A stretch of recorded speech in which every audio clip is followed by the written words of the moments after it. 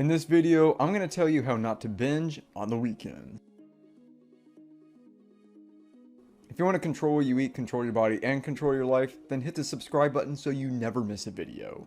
Tell me if this sounds familiar. You're doing so well during the week, you pack your lunches, you hit your macros, you're following your meal plan, everything's going great, and then the weekend comes. And you're binging on chips and ice cream, and you're opening the refrigerator when you shouldn't be, and everything falls apart, and you erase all of the progress that you made during the week. That's a huge frustration. You're doing so well for 5 days, and then you blow it on Saturday and Sundays. Trust me, I've done this so many times, and the problem is I had too much free time, and I didn't know what to do with it. I don't binge on weekends anymore, and in this video, I'm going to give you my best tips to not binge or overeat on the weekends. My first tip for you is to keep as much structure as possible. I think that's the big problem with the weekends, is that we don't have that structure anymore. We don't have the commute, we don't have the job, we don't have all these obligations, we have too much free time.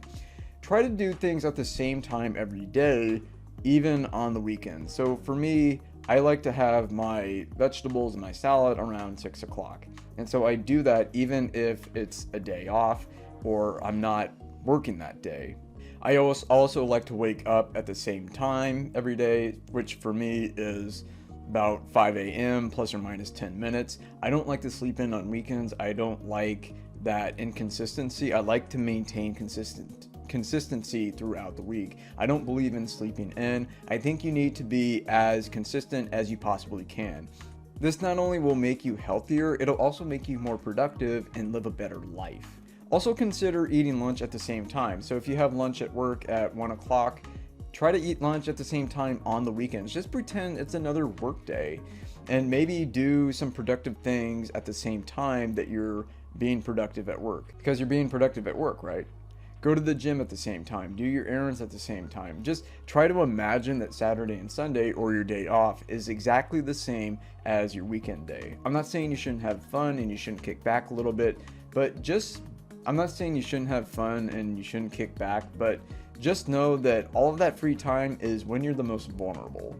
My second tip for you is to stay busy. So speaking of vulnerability, it's when we have too much free time and we're kind of bored and we're not sure what to do, and it's so tempting to just go to the pantry, go to the refrigerator and eat something, right? It's a instant stimulus. It relieves that boredom, that tedium of the weekend. Well, if you don't have enough to do on the weekend, find things to do. Go out, look in your local newspaper for festivals or for some local events that you can go to.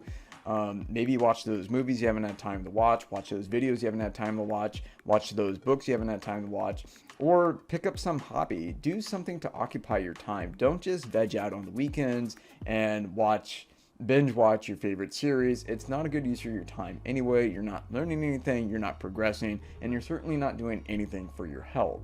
The busier you are, the easier it is to maintain your diet. I know this sounds kind of counterintuitive. Sometimes it's easy to rely on convenience food. When you're busy and you have structure, you can organize your life around 3 main meals. So you're gonna have breakfast, and then you're gonna have lunch, and then you're gonna have dinner, and you're gonna be doing stuff in between those meals, kind of like during the week. In my experience, the busier I am, the less I think about food. When I have so much to do, I'm not thinking about my next meal. I'm just thinking about getting everything done. My next tip for you is to eat the same diet that you eat during the week. So if you have a typical lunch like a sandwich and some chips and a little salad, eat that on the weekends. Now maybe you can have a home-cooked meal for dinner like you do during the week, but eat the same lunch, eat the same breakfast. Again, just pretend like the weekend is just another day during the week. Also try to eat at the same time. So if you eat at the same times and the same meals on the weekends, then it's almost like just your typical diet.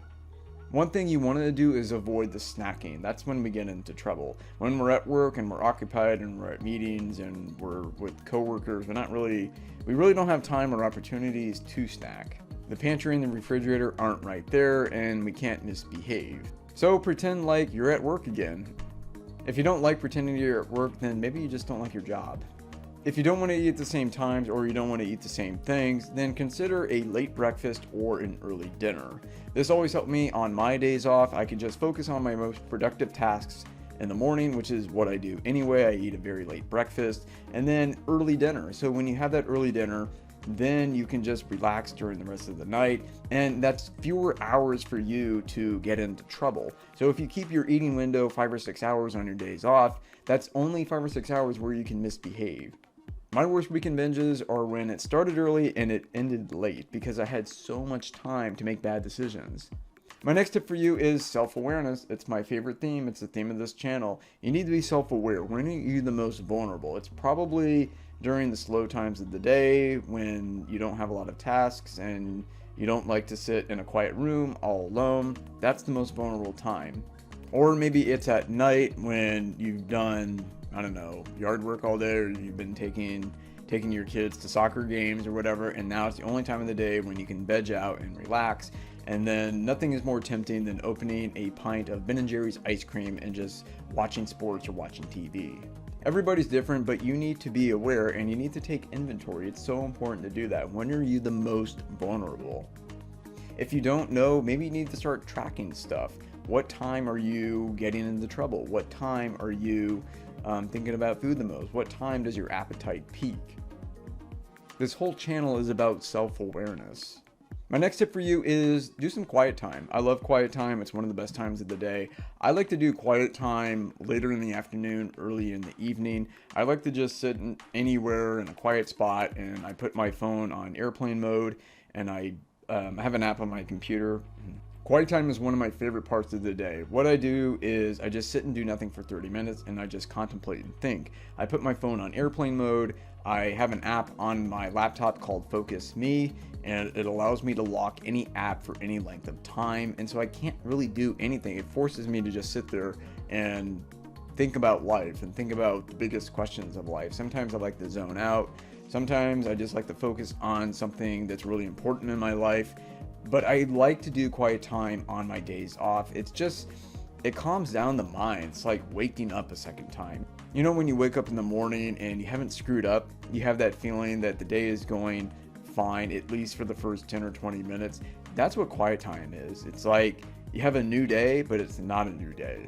I found that when I had this compulsion to overeat or to binge and I just sat down for 20 or 30 minutes, those cravings went down, and it's like I didn't want to do it anymore. I felt like, okay, I've had enough. I really don't want to do it. Tomorrow I want to wake up on an empty stomach and go work out, so I don't want to eat anymore. When you're in that state and you're excited about that next binge and you're excited about what you're going to eat, the best thing to do is do nothing. Calm down and just sit and do nothing for 20 or 30 minutes. Another thing you can do is take a long walk. It's another form of meditation. Don't bring music, don't bring your phone or anything. Just go walk for 20 or 30 minutes. Come back and see if you still want to do it. You'll find that you probably don't, because you just did something healthy and you want to maintain that progress. Another thing to consider, and this is optional, but do a complete fast. Just do a 36-hour fast. So start on Friday night and go all the way to Sunday morning. That's about 36 hours, maybe 33, 34, it doesn't matter. If you have a day of the week where things are just really slow and you don't have a lot to do, and that's when you're the most vulnerable, just do nothing. Eat nothing. Fasting one day a week, it's therapeutic. You're not going to die. You're not going to go into diabetic coma. You're not going to go into ketosis. When you fast one day a week, you don't have to be so strict every day, because you've created such a large deficit on one day that the other 6 days you don't have to be super strict about what you eat. Fasting is also really healthy. Giving your digestive tract a break for 36 hours is actually really healthy. And then when you step on the scale after 36 hours, you're going to like what you see. I like to fast once a week. It's okay. I've been doing it since I was 18 years old. You'll be fine. If that's too much for you, then consider like an 18 or 20-hour fast. Or go back to my previous tip and just eat between noon and 6 o'clock and don't eat after that. And my final tip for you, this is kind of a bonus tip, is work on weekends. I remember I used to work 5 days a week, and then I decided to do 6 days a week, and sometimes even 7 days a week. Not every week, because sometimes I need to get things done and I don't want to work 7 days a week, and I just need to have one day where I can go to the dentist, get the car fixed, and do all this other crap.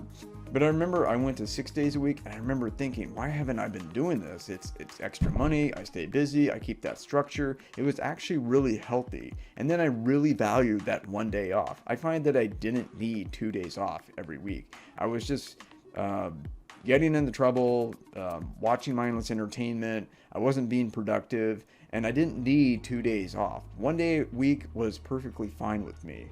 Keep in mind that for the vast majority of history, people didn't have any days off. You just worked every day until you died, and that was your life. We're so spoiled in modern America with 2 days off and only 40 hours during the week. That's not how it was for most of our existence. So if you think 6 days a week is too much, it's not. So 6 days a week isn't that much. It's okay. Try it, see how it goes. You'll make a little extra money. I hope you found those tips helpful. Let me know which of these tips helps you the most. Let me know in the comments below. If you're overeating or binge eating on the weekends, then I have some free training at my website. You can go to www.saneaters.com and you can opt in for the free video there. And if you want to speak with me, there is a link in the description box below. And don't forget to check out some of my other videos. Thanks for watching, and I'll see you next time.